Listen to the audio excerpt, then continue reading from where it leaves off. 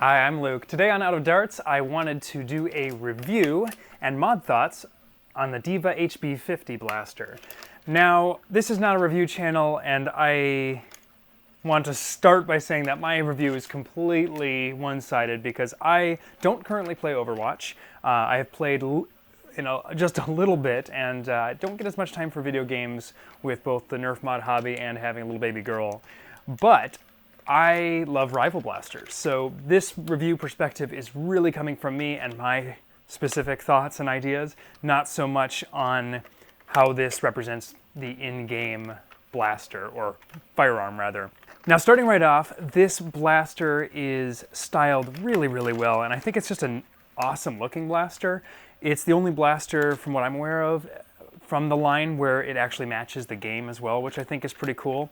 The blaster is very simple operation. It's just like the Chronos, except it has a vertical stack mag, which is a little bit shorter. I expect from a modding perspective, we will be able to jam another round in there if we change the follower down at the bottom.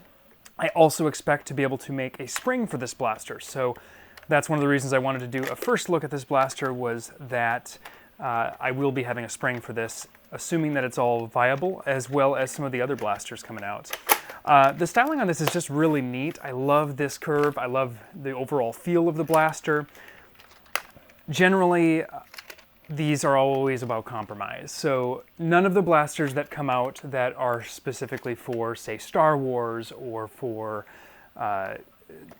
one of the other video games, more and more that's coming out from Hasbro, but none of them look and feel as good as they could, because they have limitations. They've got to represent the game or other asset like Star Wars a little more faithfully. So that's always going to be a design consideration.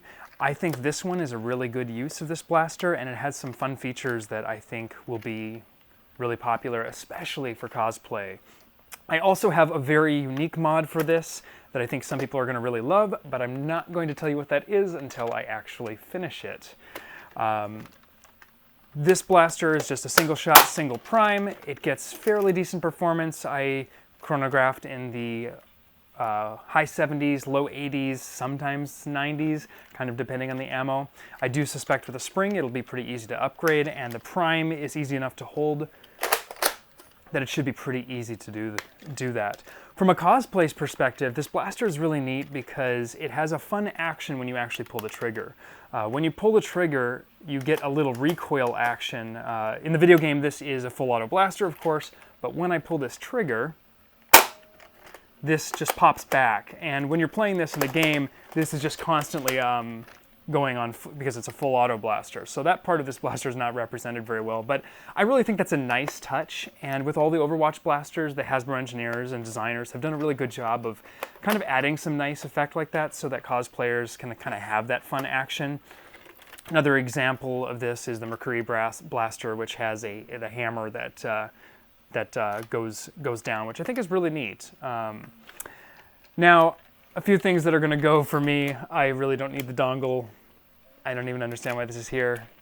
Sorry, everybody that's a big fan of the game and watching this video. It's just not for me. I am not a huge fan of the safety. It is really difficult to move. You also cannot easily do it with one hand. It's kind of a reach. I never use the safety on blasters like this because it is a single shot. I generally don't leave the blaster primed.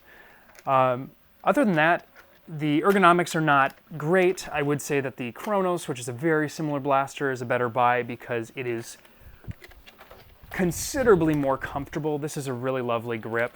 And again, that's really coming back to they are styling this around a video game, not making a blaster from scratch. And that's two very, very different methods.